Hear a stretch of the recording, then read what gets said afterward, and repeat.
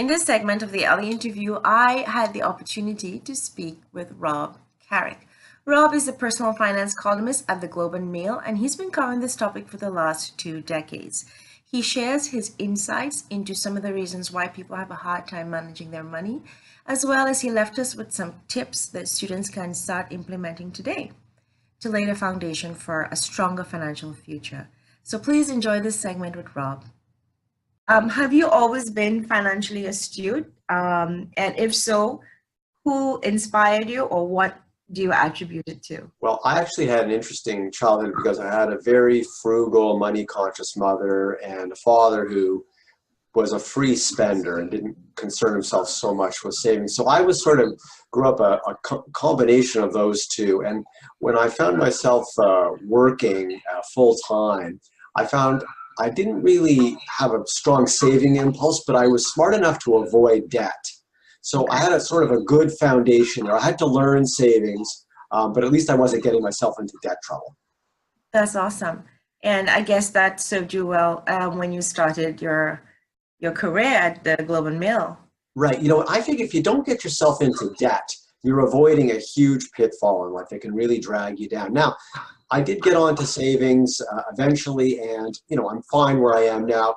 And I do think you have a little time to find your feet. If you're not getting yourself into debt, you can take a little time to build up your savings, especially in today's world. It's a lot tougher now to become a saver in this world when you think of how expensive rents are and higher student debt levels. So take your time, but keep the debt as contained as possible. That's a lesson I learned, and it served me well. Right. And so I guess that leads me to my second question, which the biggest obstacle, I guess, for you for advising people and in terms of managing their money would be to stay out of debt, but at all costs. I think debt through all age groups is probably the biggest challenge.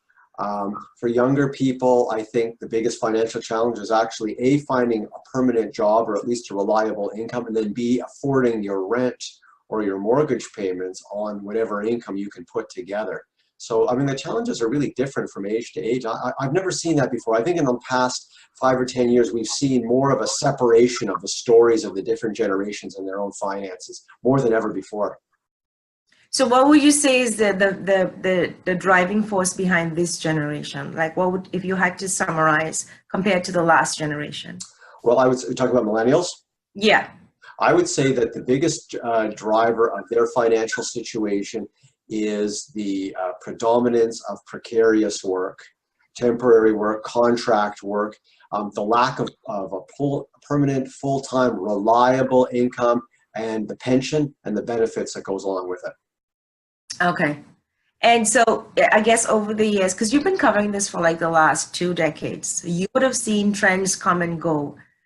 What are some of the things you've used, some of the major changes, like you just mentioned about the fact that millennials now have a harder time finding work, sustainable jobs, but another one is the rise of the housing market. Right. Up until the financial crisis, housing prices went up more years than they went down. We usually had, increases roughly around the inflation rate, but people didn't. Other than that crazy boom Toronto had in the late 1980s, housing was sort of a low-key kind of thing. And then all of a sudden it's taken off and it's become this great generator of wealth on paper. And at the same time, it has become an increasingly expensive asset for young people to buy. And I think I think it's going to take probably 10 years for us to work out all the impacts it's had on the finances of the nation, this expensive housing market. For instance, did people put too much money into housing and not enough money into their retirement? Right. Do they have room to save for retirement with these big mortgage payments they're making? These are the questions. It's going to take a while to sort them out, but I think it's had a huge jarring influence on the personal finance of the past 10 years. Awesome. Now, one thing, if you can identify the one key factor that people, regardless of their age or generation, that continuously misunderstand about personal finance or managing their money, what would you say that? I think the thing that people they either misunderstand it or they ignore it. It's living within your means. It used to be, Canadians used to be pretty good at this. Up until 2008, There was more and more borrowing happening, but it was sort of contained and the growth was modest year by year. And then after interest rates fell following the crisis, like debt went on sale and everybody went to town.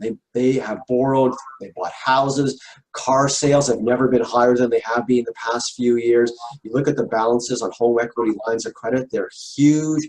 I think people have used low-cost debt to live lifestyles they can't actually afford. And when interest rates rise, I think that's when they're going to feel the effects. So I guess you would probably agree with the statement that people have somehow merged their net worth and their self-worth. You know what? I think that's exactly right. And the thing is, I think their net worth calculations are based on faulty data because your house is worth this much.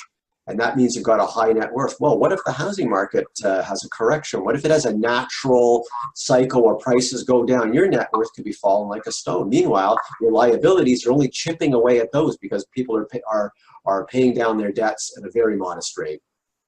So what advice would you have for like students, especially first years and second years who are just entering university and perhaps are not making a lot of money right now, but what advice or tips would you give them in terms of their behavior? What should they be doing now so that they can lay the proper foundation for financial success later? I think, a lot of them are going to need to borrow through student debt. So I can't say avoid debt. That's not practical. And I think debt taken on to take a course of study that is going to help you in your career, that's good debt. That's a good investment. I caution you not to, or to be cautious about going into debt, to go into programs that don't have a great profile in the economy in terms of producing jobs, but that's a whole separate thing. I think you've got to learn to not spend above your means when you're young.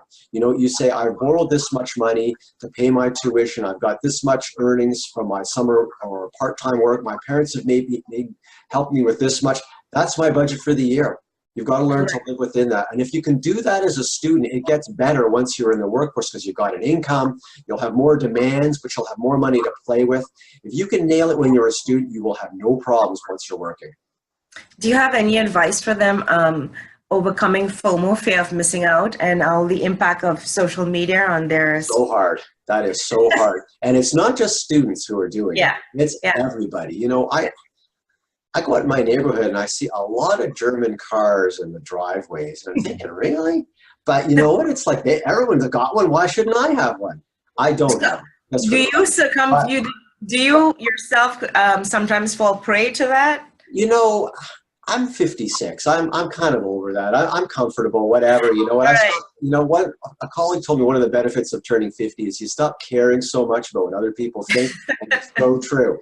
But I do see it happening all over the place. I think it's a huge driver. I think you've got to sort of see the value in being a contrarian, the kind of person who can stand up to others and say, no, not doing that. You know what? Be independent. Be a critical, free thinker. Right. Don't spend because the masses are spending. See the virtue in being a little more controlled with your money, and maybe you'll convert a few people into your point of view. Yeah. So you would recommend a person, investing in personal development, understanding yourself and figuring out what it is you want from life. Yeah, I think that's a great point. You know what? Goals. What do you want? Do you want to go to the bar every Friday with your friends and eat out a couple times a week and have a fancy new car all the time and buy new clothes all the time? Or do you want to travel? Do you want to be able to take a year off your job and upgrade your credentials? Do you want to buy a house? Do you want to start a family in the near future? If these are your goals, then you're going to have to make your spending behavior work for you and not against you. So if you set your goals and you realize, maybe that's a way to help you realize that you're going to need to contain your spending. There will always be people who can outspend you. So acknowledge that and just throw in the towel and say, I will spend what I need to spend and I'll indulge myself occasionally. You don't have to live like a monk, but you have to, but you do have to recognize that every dollar spent on discretionary things is a dollar taking you further away from your goals. That's really, really good advice. 2 questions before I let you go. The first is, do you always follow your own advice? Are there times that you slip? Yeah, there's times I slipped. You know what I'm telling the nation to save hard for retirement. I haven't always been quite as diligent as that. You know, I'm fortunate enough to have a company pension. My wife has a pension, and we do save on the side, but we like, you know, my indulgence is travel. My wife and I like to travel. We like to take a nice trip every few years. We're not like those people who have to take a couple of big trips every year, but I maybe have, you know, put money into that could have gone into other things. But I'm a big believer in balance. Do a little of everything. You know, save for retirement, keep your debts modest, but enjoy yourself at the same time. Enjoy yourself modestly and reasonably and affordably. Well, this leads me to my final question, and it's a question I've been asking a couple of the professors who have been on my interview. And that question is, if you had all the money in the world, what would you be doing right now? You know what? I'm a firm believer that there's a lot of satisfaction to be had in giving money away. I try to do that regularly, but if I had a lot of money, I'd be making lists of people who I could help. And I believe me, I'd have a couple of nice cars. I'd be traveling a lot. I'd probably move to a nicer part of town. But my big job would be finding good places to give that money, because there are a lot of choices out there. That's great. Thank you so much, Rob, for taking the time to be here with us. Glad to do it. Thank you. You're welcome.